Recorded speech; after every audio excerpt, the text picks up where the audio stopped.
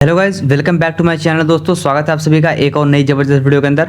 तो फिलहाल इस वीडियो के अंदर हम बात करेंगे केटीजी एंड थर्मोडायनेमिक्स दोस्तों, जो कि दोनों चैप्टर को हम इसी वीडियो के अंदर बात करेंगे क्योंकि थोड़ा मिलता जुलता है तो पढ़ाएंगे। और बिल्कुल लेटेस्ट जो नया सिलेबस है, जो डिलीटेड चीज़ें वो नहीं पढ़ाऊंगा, जो बिल्कुल रिड्यूस पैटर्न के हिसाब से चलूंगा। और मैं आपको बता दूं यहाँ पर कि बिल्कुल कम टाइम के अंदर जबरदस्त तरीके से रिवीजन कराऊंगा। आप जेई का एस्पिरेंट है, नीट का एस्पिरेंट है, आप इस वीडियो को देख सकते हैं क्योंकि दोनों का सिलेबस जो होता है फिजिक्स का 100% फिजिक्स और केमिस्ट्री का सिलेबस सेम होता है।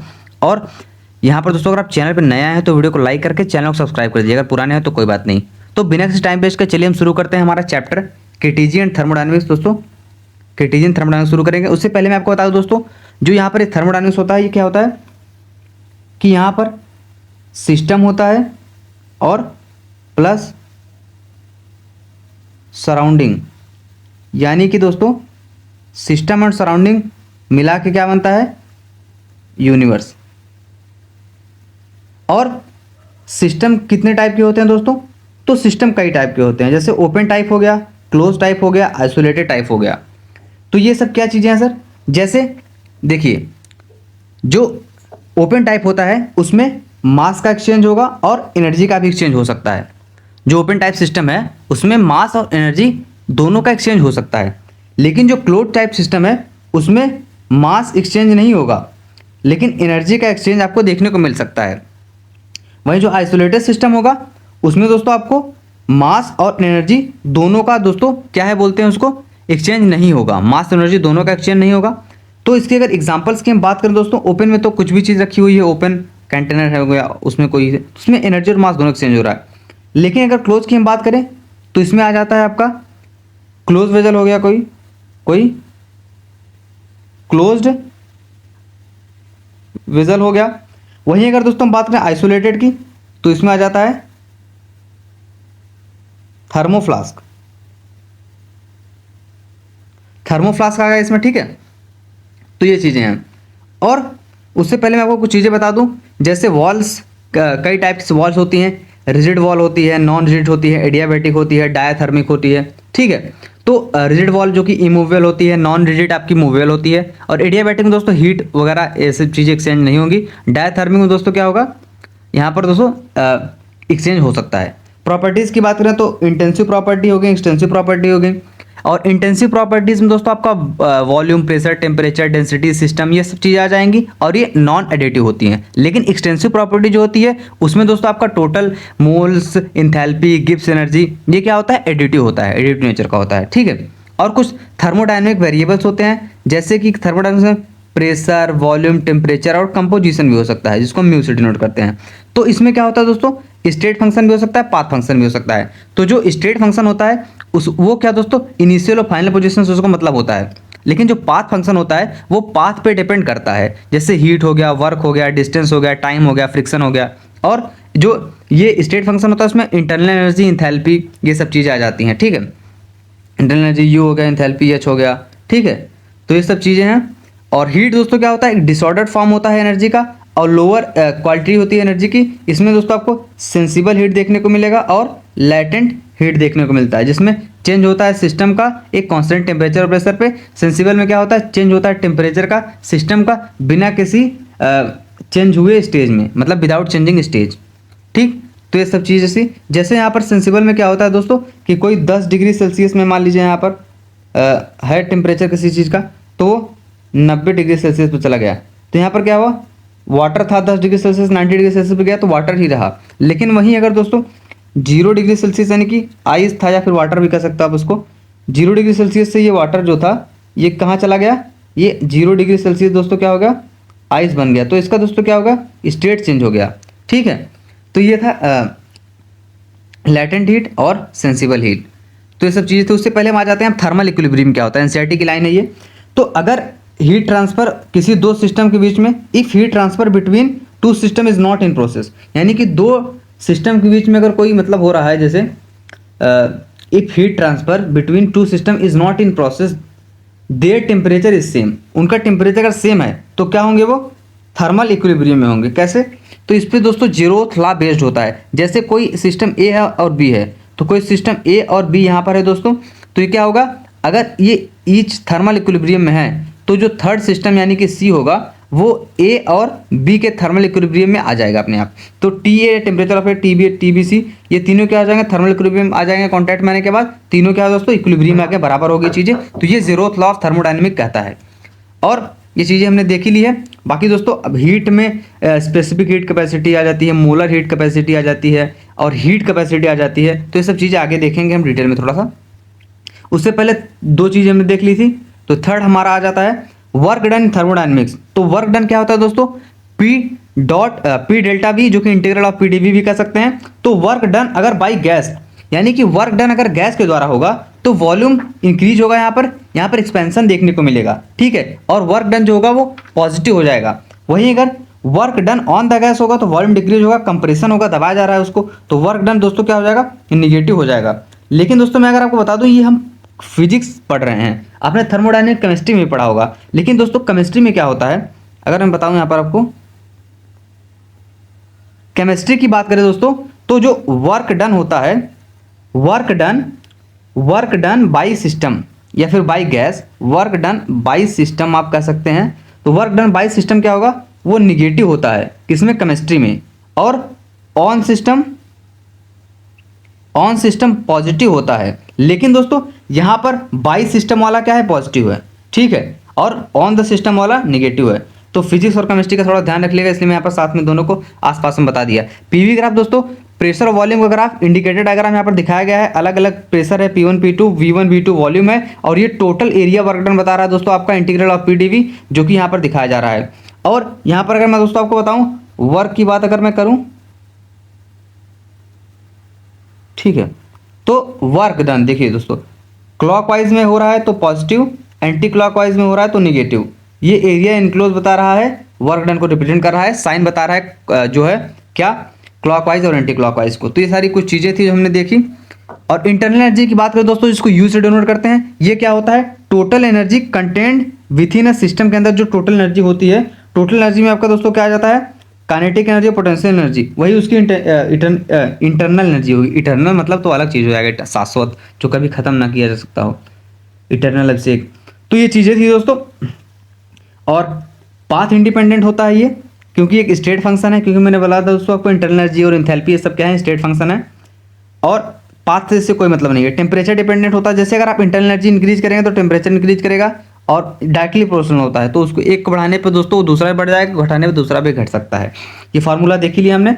और U is equal to F/2 KBT, यहाँ पर ये क्या है,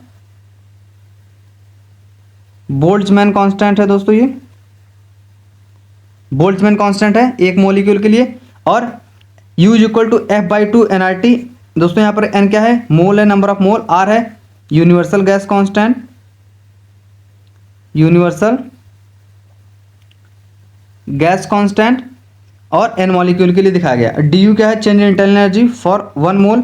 Cv क्या है, कांस्टेंट वॉल्यूम पे, change in temperature, small change in temperature. और यहाँ पर दोस्तों अगर मैं एक चीज़ आपको बता दूँ कि अगर मैं इसको लिखना चाहूँ दोस्तों, यहाँ पर जो है सिंपल भाषा में बोलूँ तो ये क्या है, n मोल के लिए है दोस्तों, ठीक है। और एक चीज़ और दोस्तों होती है, उसको हम थोड़ा सा आगे देखेंगे, गामा, जो कि दोस्तों क्या होता है, Cp/Cv के बराबर होता है, उसको आगे देखेंगे हम, थोड़ा सा मेयर रिलेशन वगैरह आएगा अभी।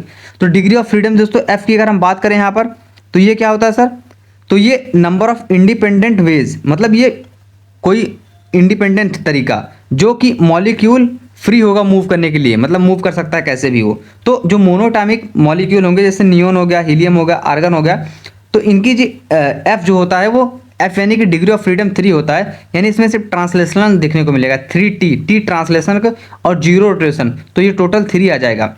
और डायटोमिक की बात करें तो इसमें 2 मॉलिक्यूल हैं, N2O2 H2, तो इनका जो F जो होता है वो 3 होता है, और 2 रोटेशनल का भी आ गया, तो ये टोटल 5 हो गया डिग्री ऑफ फ्रीडम।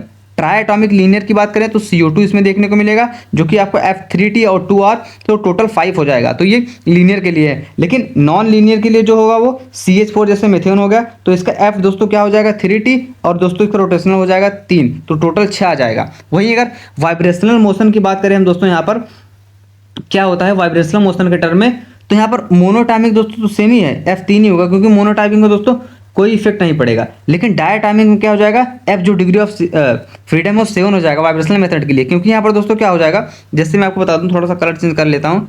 तो देखिए क्या होता था, डायटोमिक में 3 हो गया ट्रांसलेशनल, 2 हो गया रोटेशनल, फिर क्या हो गया +2 हो गया दोस्तों वाइब्रेशनल। तो टोटल कितना हो गया 3 5 3 + 2 3 + 2 + 2, तो ये हो गया दोस्तों टोटल 2 2 4 3 7 हो गया। नॉन ट्राई लीनियर के लिए भी 7 हो जाता है, लेकिन नॉन लीनियर के लिए 8 हो जाता है। ठीक है दोस्तों, क्योंकि यहाँ पर 6 था तो +2 यहाँ पर हम लगा देते हैं वाइब्रेशनल वाला, तो ये 8 हो जाएगा। तो ये वाइब्रेशनल और डिग्री ऑफ फ्रीडम रोटेशनल के हमने देखा उसके रिलेशन में। उसके बाद आगे बढ़ते हैं, हम हीट कैपेसिटीज देखते हैं दोस्तों। हीट कैपेसिटी में सबसे पहले स्पेसिफिक हीट कैपेसिटी देखेंगे, और हीट क्या होता है, लेटेंट हीट, सेंसिबल हीट, उससे पहले हमने देख लिया था, वहाँ पर मैंने हैंड रिटन में थोड़ा सा लिख के लाया था। S = dq दोस्तों यहाँ पर है, और m मास हो गया, dt change in small temperature, और ये दोस्तों heat given to the heat given dq। और इस हीट कैपेसिटी इसको हम C से डिनोट करते हैं, इसमें हो जाएगा C = dq/dt। Molar heat capacity दोस्तों cm से डिनोट करते हैं, ये हो गया dq / n मोल है, हो गया dt दोस्तों स्मॉल चेंज इन टेम्परेचर, और cm = मॉलिक्यूलर वेट हो गया ये इंटू s हो गया, यानी कि s क्या कह सकते हैं आप इसको, स्पेसिफिक हीट कैपेसिटी कह सकते हैं। मेयर रिलेशन की बात करें दोस्तों, तो Cp - Cv = R होता है मोलर स्पेसिफिक हीट कैपेसिटी के लिए, और Sp - Sp R/m molar specific heat per unit mass के लिए होता है। और ये भी दोस्तों constant pressure minus constant volume है, और ये मोलर स्पेसिफिक के लिए। लेकिन ये भी दोस्तों क्या है कि specific pressure minus specific volume दोस्तों क्या है, ये =R/m दोस्तों specific heat per unit mass के लिए है, ये मोल स्पेसिफिक यूनिट था। Cp/Cv गामा होता है एडियाबैटिक इंडेक्स में आप देखेंगे, और जो Cv दोस्तों R/γ-1 के बराबर हो सकता है। गामा क्या होता है 1 + 2 / f, यहाँ पर डिग्री ऑफ फ्रीडम है। और कांस्टेंट प्रेशर की अगर हम बात करें तो Cp हो जाता है dq dTn, और कांस्टेंट वॉल्यूम पे हो जाता है Cv Fr/2। ये बहुत इंपॉर्टेंट है, आपको ध्यान रखना, ठीक है। तो आगे बढ़ते हैं दोस्तों, एक टेबल दिया है स्पेसिफिक हीट कैपेसिटी का, गैसेस हैं और उसकी डिग्री ऑफ फ्रीडम है, उसका बाद Cv का रिलेशन है, Cp का रिलेशन है, और गामा का भी रिलेशन है। तो मोनोटॉमिक का 3 होता है, हमने देख लिया था, ठीक है। तो ये फॉर्मूला इसका होता है दोस्तों, ये जो Cp/Cv का फॉर्मूला होता है, मैं आपको बता रहा हूँ यहाँ पर। तो ये क्या होता है दोस्तों, ये Cv जो होता है वो होता है R/F/2 यहाँ पर दिखाया गया है, ठीक है दोस्तों। तो ये हो जाएगा 3R/2, और Cp जो होता है Cv + R होता है। तो Cv कितना था दोस्तों 3R, ठीक है, और R कितना है, तो ये हो जाएगा 5R/2, और गामा होता है Cp/Cv, तो 5/3 को अगर हम डिवाइड करते हैं तो 1.6 सिखाता है। और डायटोमिक के लिए दोस्तों तो 5 होता है देखा था, तो 5R/2, और ये Cv दोस्तों ये हो जाएगा 7R/2, और गामा हो जाएगा 1.44। ट्राइटोमिक लीनियर के लिए 5 होता है, वही सारी चीज़ें सेम रहेंगी दोनों का, ये 1.4 हो जाता है दोस्तों इसके लिए भी। लेकिन इसका 6 होता है, तो यहाँ पर क्या हो जाएगा, थोड़ा सा चेंज आएगा, 1.33 आ जाएगा 4/3। वही डायटोमिक हाई टेम्परेचर के लिए 7 दिया गया है, 7/2 यहाँ पर 9/7 देखने को मिलेगा। तो ये दोस्तों कुछ टेबल था जिससे आप याद कर सकते हैं, ऐसा डायरेक्ट भी क्वेश्चन पूछ सकता है। तो आगे बढ़ते हैं हम दोस्तों, रिलेशन से हमने कुछ देखें। गैस मिक्सचर की बात करें तो दोस्तों यहाँ पर गैस मिक्सचर की हम बात करते हैं। सबसे पहले गैस मिक्सचर क्या होता है, तो Cv ऑफ मिक्सचर यानी कि गैस हो जाएगा N1CV1 + N2C2V2, और Cp यानी कि प्रेशर के टर्म में बात करें तो मिक्सबिलिटी ऑफ प्रेशर, तो हो जाएगा N1Cp1 + N2Cp2 / N1 + N2। वहीं दोस्तों अगर हम बात करें F मिक्स की, तो ये हो जाता है N1F1 + N2F2 / N1N2। और गामा ऑफ मिक्सिंग की बात करें तो Cp mix / Cv mix हो जाएगा, ये काफ़ी इंपॉर्टेंट फार्मूला है। N1 + N2 / gamma mix -1 = N1 gamma 1 - 1 + N2 gamma 2 - 1 हो जाएगा। टोटल मिक्सिंग की अगर हम बात करें दोस्तों यहाँ पर, तो टोटल मिक्सिंग क्या हो जाता है, तो ये भाई थोड़ा सा दिक्कत हो गया यहाँ पर, क्या हो गया, ऐसा आ सकता है कि घूमेगा नहीं, ये छोड़ जाने दो। तो ये हो जाएगा दोस्तों N1F1 T1 + N2F2 T2 / N1F1 T2। इसको भी इंपॉर्टेंट है, याद रखिएगा, ठीक है। फर्स्ट लॉ ऑफ थर्मोडायनेमिक बात करें दोस्तों, तो ये क्या होता है सर, dq = du + dw भी इसको लिख सकते हैं, जो कि एनर्जी कंजर्वेशन पे बेस्ड होता है। साइन कन्वेंशन की बात करें तो दोस्तों अगर dq यहाँ पर क्या है, गिवन पे पॉजिटिव होगा, अगर टेकन के लिए निगेटिव हो जाएगा। और डी यू इंटरनल एनर्जी जो है वो क्या हो जाएगी, टेम्परेचर अगर बढ़ रहा है तो पॉजिटिव होगा, टेम्परेचर घट रहा है तो निगेटिव होगा।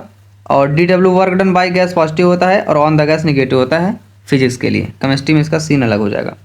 और gas law and thermodynamic process की बात करें तो गेल उजैक लॉ दोस्तों, जो कि आइसोकोरिक प्रोसेस है, इसमें क्या होगा, वॉल्यूम जो होगा वो कांस्टेंट होगा और pressure directly proportional to temperature हो जाएगा। प्रेशर बढ़ाने पे टेम्परेचर भी बढ़ेगा।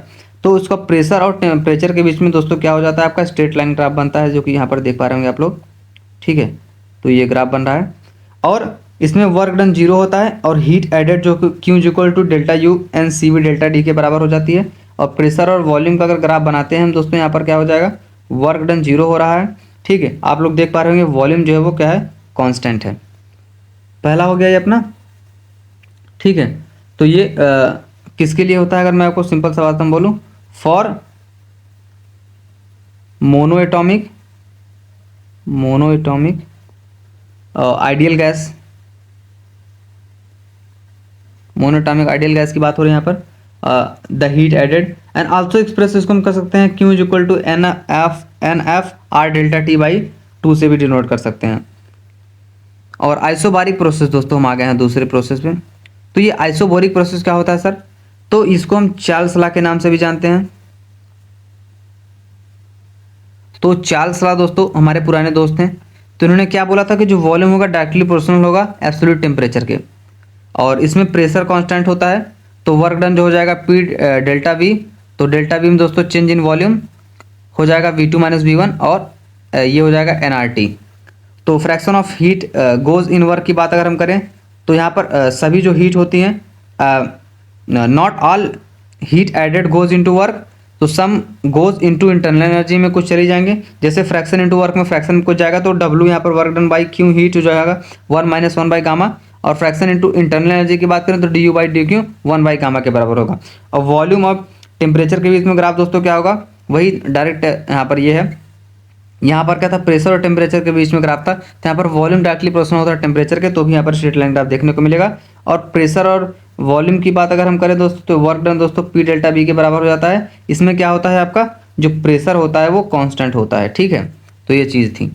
आइसोथर्मल प्रोसेस दोस्तों, दो प्रोसेस हमने देख लिए थे। कौन कौन से प्रोसेस देख लिए थे सर, एक तो गेल-लीजेक लॉ वाला जो था हमारा क्या था, कांस्टेंट वॉल्यूम पे, और एक हमने देख लिया दूसरा चार्ल्स लॉ, जो कि दोस्तों क्या था अपना आइसोबारिक था, और ये अपना क्या था, आइसोकोरिक था। आइसोकोरिक आइसोबारिक देख लिए, हम आइसोथर्मल पे आते हैं। तो आइसोथर्मल में क्या होता है सर, इसमें आपका जो है, इसको हम बॉयल्स लॉ के नाम से भी जानते हैं। देखो सब साइंटिस्ट के नाम भी साथ साथ में, आपको इतना कंसाइज नोट नहीं मिलेगा पूरे यूट्यूब पे, इतने कम टाइम के अंदर दोस्तों कोई नहीं कराया होगा। प्रेशर इन्वर्सली प्रोपोर्शनल होता है वॉल्यूम के, तो उसमें P V is equal to constant हो जाएगा। प्रोसेस रिवर्सिबल होता है और ये बहुत स्लो होता है, तो इसमें डेल्टा टी जीरो हो जाएगा, डेल्टा यू भी जीरो हो जाएगा, क्योंकि जो ऑल वर्क डन इसमें जाएंगे हीट एक्सचेंज में। और तो उसमें सी एम जो है दोस्तों, ये क्या है, सी एम क्या था, मोलर स्पेसिफिक हीट कैपेसिटी थी ना। एक बार इसको कन्फर्म कर लेते हैं, थोड़ा सा अगर कोई दिक्कत होगी तो देख लेंगे गलत है कि सही है। तो ये सी एम क्या था, मोलर हीट कैपेसिटी थी। ठीक है, तो सी एम जो था वो मोलर हीट कैपेसिटी था। तो हाँ, तो ये इनफाइनाइट हो जाएगा बोल्स लॉ के लिए, आइसोथर्मल प्रोसेस है। वर्क डन की बात करें तो N R T L N, जो कि V two by V one हो जाएगा। और ये जो दोस्तों यहाँ पर आता है निकल के 2.303 एन आर टी, एन आपका मोल है, R universal gas constant, T temperature है, लॉग 10 की पावर यहाँ पर दोस्तों क्या है, log base 10 V two V one हो जाएगा। प्रेशर और वॉल्यूम के बीच में यहाँ पर ग्राफ कुछ ऐसा आपको देखने को मिल रहा है, जो कि work done integral of P D V हो जाएगा। ठीक है, एरिया अंडर कर्व वहाँ पर निकालेंगे, टोटल वर्क डन निकल के आ जाएगा। और एडियाबैटिक प्रोसेस दोस्तों हम चौथा प्रोसेस देख लेते हैं। तो इसमें क्या होता है, सिस्टम परफेक्टली इंसुलेटेड होता है, इसमें मतलब कोई हीट वगैरह का एक्सचेंज नहीं होगा, डेल्टा क्यू जीरो हो जाएगी। और पीवी गामा जो कि कांस्टेंट होता है दोस्तों, इसमें गामा क्या है, एडियाबैटिक कोएफिशिएंट है, जो कि सीपी बाई सीबी के बराबर होता है, हमने पहले देख लिया था। सडन प्रोसेस की बात करें तो रैपिड, इसमें कोई टाइम एक्सचेंज हीट नहीं होता है, क्योंकि दोस्तों यहाँ पर क्या है, एडियाबैटिक प्रोसेस में मैंने आपको बताया हीट कांट एक्सचेंज होगा, डायथर्मिक में हो सकता है। और वर्क डन की बात करें तो D W minus D U के बराबर होता है, जो कि N R T one T two gamma minus one के बराबर हो जाएगा। पी वन बी वन जो होता है minus P two B two divided by gamma minus one होता है। प्रेशर और वॉल्यूम के बीच में ग्राफ कुछ इसका ऐसा बनेगा। और ये ग्राफ दोस्तों एक एनसीईआरटी में भी दिया गया था, वो एनसीईआरटी का ग्राफ कुछ ऐसा था दोस्तों। ठीक है, उसमें सारे प्रोसेस दिए गए थे, तो उसमें बेसिकली आपको दिखाया गया था कि जो ऊपर वाला है वो आइसोथर्मल है, नीचे वाला एडियाबैटिक है। स्लोप की बात करें तो गामा पी वाई वी से आप इसको निकाल सकते हैं। ठीक है, तो ये चीज़ें थी दोस्तों, हमने देख लिया है। आगे बढ़ते हैं, एडियाबेटिक रिलेशन कुछ देख लेते हैं। तो टी वी गामा -1 जो कि कांस्टेंट होगा, P1 minus gamma T gamma जो कि कांस्टेंट होता है इसमें। पॉलीट्रॉपिक प्रोसेस की बात करें तो PV(x) is equal to constant होता है। वर्क फार्मूला की बात करें तो NR T1 minus T2 1 minus x हो जाएगा। CM की बात करें तो CV plus R 1 minus x हो जाएगा। और ग्राफ कन्वर्जन देखते हैं तो यहाँ पर प्रेशर और वॉल्यूम के बीच में ग्राफ बनाया गया है। तो साइक्लिक प्रोसेस हमको लग रहा है दोस्तों यहाँ पर A से B, फिर ये C हो जाएगा सर। इसको थोड़ा सा दोस्तों यहाँ पर गलत C दिखा दें इसको हम, तो ये C हो जाएगा यार। तो ABCD हो गया। ठीक है, तो ये भी AB, ए भाई साहब CD, ये तो 3 ही लो इसमें। तो ABC, ये चीज़ें दोस्तों हम आपको दिखा रहे हैं। लेकिन अगर मैं आपको सिंपल सा एडियाबैटिक में दोस्तों कई ग्राफ बनते हैं, वैसे अगर मैं आपको दिखाना चाहूँ तो जो एक बहुत इंपॉर्टेंट ग्राफ होता है जिसमें चारों कंडीशंस कवर हो जाती हैं, वो वाला ग्राफ मैं आपको बना के दिखाना चाहता हूँ दोस्तों। शॉर्ट में बना के दिखा दे रहा हूँ यहीं। तो देखिए, प्रेशर और वॉल्यूम के टर्म से में देखेंगे हम उसको। ठीक है, तो वॉल्यूम तो यहाँ पर दिखा दिया हूँ मैं, ये प्रेशर हो गया। तो कलर चेंज करते हैं, अलग अलग से दिखाते हैं। तो दोस्तों ये वॉल्यूम चलो मैंने यहाँ पर बना दिया है, उसका मत मान लो, आप इसका मान लीजिए। तो इसमें क्या होगा, थोड़ा सा इंपॉर्टेंट है। इसमें क्या होता है, चारों कंडीशन में शो करूँगा आपको, पहले बनाने दीजिए थोड़ा सा। तो ये एक हो गया, ठीक है। और एक कुछ ऐसे बनता है। अरे भाई साहब, सीधा नहीं करना था इसको, ठीक, थोड़ा सा अच्छे से नहीं बन पाया। चारों चलो कलर चेंज कर देंगे। तो ये हो गया दोस्तों कुछ। तो इसमें क्या होता है दोस्तों, ये ऊपर वाला, इसमें क्या होगा, आइसोबारिक में क्या होता है दोस्तों, प्रेशर कांस्टेंट रहता है, आइसोबारिक हो गया ये। और ये अपना क्या होगा दूसरा, आइसोथर्मल। ये वीडियो थोड़ी लंबी हो सकती है दोस्तों। और ये एडियाबैटिक, राइटिंग तो ठीक जा रही है यार। और ये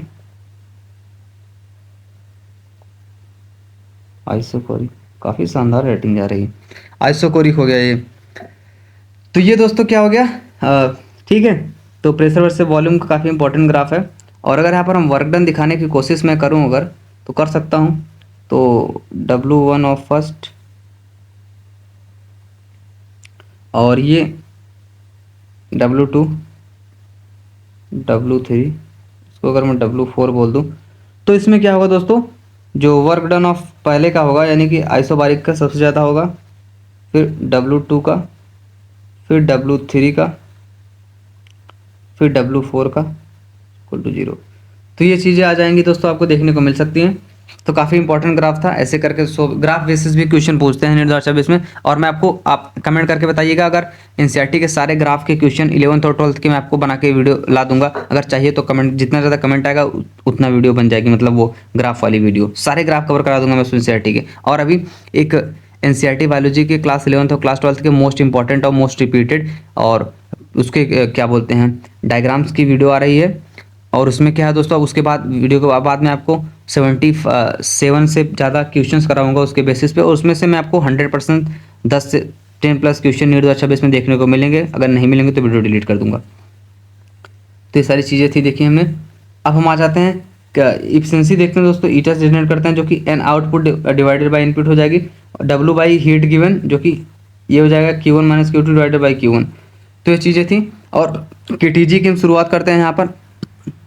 ideal gas versus real gas देख लेते हैं, ठीक है। तो ये दोस्तों आइडियल गैस और रियल गैसेस क्या होती है वो हम देखेंगे यहाँ पर। तो गाइज यहाँ पर देखिए ग्राफ दिया गया है, ये आपका आइडियल गैस है, ये दिखाया गया है, ठीक है। और इसको हम जूल मोल पर केल्विन में देखते हैं। PV N/T दिखाया गया है यहाँ पर। और ये प्रेशर है शायद एटीएम में, ठीक है। तो यहाँ पर रियल गैस का अप्रोच आइडियल गैस पे दिखाया गया, लो प्रेशर हाई टेम्परेचर पे। तो यहाँ पर T1 T2 T3 तीन ही है ना भाई, तो ये चार कैसे बना दिया। चलो अगर मैं इसको T3 मान लेता हूँ तो इसको T4 मान लूँगा, और क्या। तो ये T1 T2 T3 T4 और क्या। तो इसमें जो होगा T1 सबसे ज़्यादा हो जाएगा इसका टेम्परेचर, फिर T2 फिर T3 फिर T4, चार बना दिए तो चार का ले लेते हैं। तो real gas approach ideal gas यहाँ पर लो टेम्परेचर हाई प्रेशर दिखाया गया है। तो आइडियल गैस का जो बिहेवियर होता है, अगर मैं एजम्पशन की बात करूँ तो क्या होता है, मॉलिक्यूल्स आर पॉइंट मासेस होते हैं, इनफाइनेटली स्मॉल होते हैं। तो लेकिन आइडियल गैस के लिए क्या होता है, जो प्रेशर वॉल्यूम एंड टेम्परेचर होता है वो क्या होता है, एनआरटी के बराबर होता है। इस given by the ideal gas law, जो कि होता है PV is equal to NRT. किसके बराबर होता है दोस्तों, PV is equal to NRT, ठीक है। अब गैसियस एक चैप्टर था क्लास 11th में, चैप्टर 5 जो कि कट गया है, उसको गैसियस के नाम से भी जानते थे यार, स्टेट ऑफ मैटर नाम से चैप्टर था वो, ठीक है। और इस ग्राफ में क्या है, रिलेशनशिप रिप्रेजेंट किया गया दोस्तों, एक हॉरिजॉन्टल लाइन से जो कि पीवी बाई एनटी है, इक्वल होगा आइडियल गैस कांस्टेंट के, जैसा कि आप लोग यहाँ पर देख पा रहे होंगे। और रियल गैस बिहेवियर जो क्या होता है दोस्तों, इनफाइनेटली स्मॉल होता है ये, और इसमें no force of attraction repulsion collision are perfectly elastic होता है। और जो काइनेटिक थ्योरी ये बेस्ड होती है दोस्तों मॉलिक्यूल पिक्चर ऑफ मैटर पे, अकॉर्डिंग टू विच जो atom given amount of gas होगा मिक्सचर होगा बहुत ही large number of identical molecules का, जैसे एवोगाड्रो नंबर Na। तो इसमें एक Na क्या होता है, 6.022 मॉलिक्यूल होता है। और जो मॉलिक्यूल होगा वो मूव करेंगे रैंडमली किसी भी डायरेक्शन में, मॉलिक्यूल्स मूव रैंडमली, ठीक है। और लिखने को तो बहुत सारी चीज़ें लिख सकता हूँ, मैं ओरली बोल दे रहा हूँ। जो मॉलिक्यूल होंगे वो कोई भी फोर्स एग्जर्ट नहीं करेंगे, अट्रैक्शन या फिर रिपल्सन, और कोलिजन परफेक्टली इलास्टिक होगा, मॉलिक्यूल्स मूव करेंगे रैंडमली। तो यही थी कुछ पॉइंट्स थे दोस्तों, ठीक है। और प्रेशर फार्मूला अगर हम बात करें यहाँ पर प्रेशर फार्मूले की, तो प्रेशर फार्मूला क्या कहता है सर, तो ये हो जाता है 1/3 रो VRMS दोस्तों, रूट मीन स्क्वायर, जो कि हो जाएगा दोस्तों, ये हो जाएगा √3P रो के बराबर, जो कि यहाँ पर क्या है कि n जो है नंबर ऑफ डेंसिटी हो गया, ये आपका n का जिक्र ही नहीं है यहाँ पर, तो NM हो जाएगा, शायद गलत है क्या ये, हाँ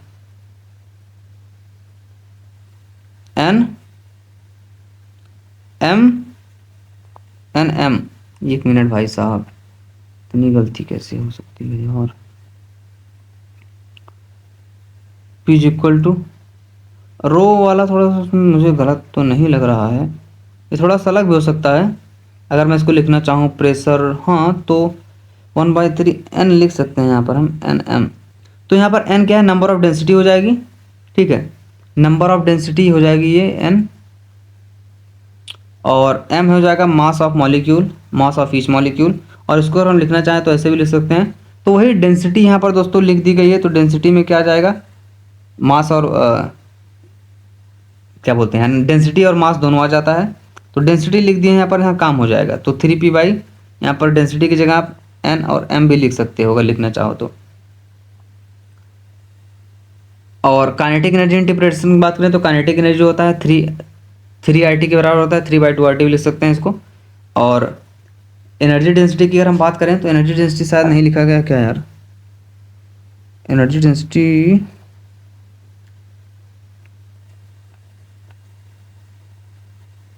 डेंसिटी की अगर हम बात करें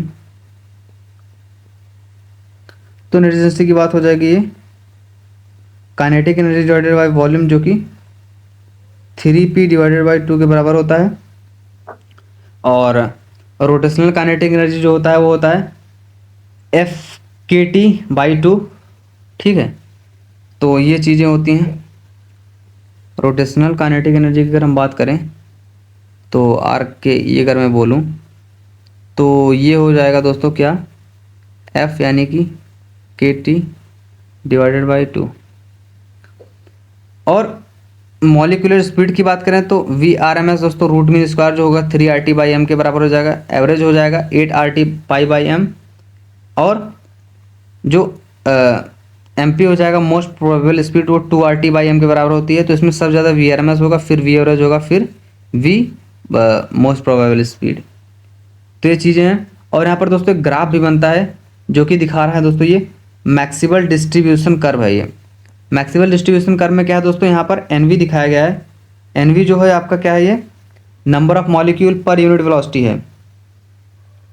और ये यहाँ पर दोस्तों क्या है, VMP है दोस्तों क्या, उसके बाद यानी कि ये most probable speed, average speed, root mean square, और तो यही उसका मतलब यही वाला चीज़ यहाँ पर दे दिया गया है, रिपीट हो गई। Area is equal to under integration of, मतलब एरिया अंडर कर्व हो जाएगा NV/dt। NV आपका भी मैंने बता दिया number of molecule per unit velocity. तो ये टेम्परेचर इंडिपेंडेंट होता है। ये क्या होता है, टेम्परेचर इंडिपेंडेंट होता है ये, ठीक है। तो ये चीज़ें हैं। और मीन फ्री पाथ दोस्तों यहाँ पर लैम्डा से डिनोट कर रहे हैं, तो लैम्डा हो जाएगा 1/√2π N D square, n number of density जो कि n/v के बराबर हो जाएगी। तो ग्राफ इसका कुछ बनेगा, लैम्डा इनवर्सली प्रोपोर्शनल होता है प्रेशर के। तो ये हो जाएगा दोस्तों। और मैं आपको अगर यहाँ पर एक चीज़ और बताना चाहूँ तो क्या है, डेंसिटी ऑफ गैस।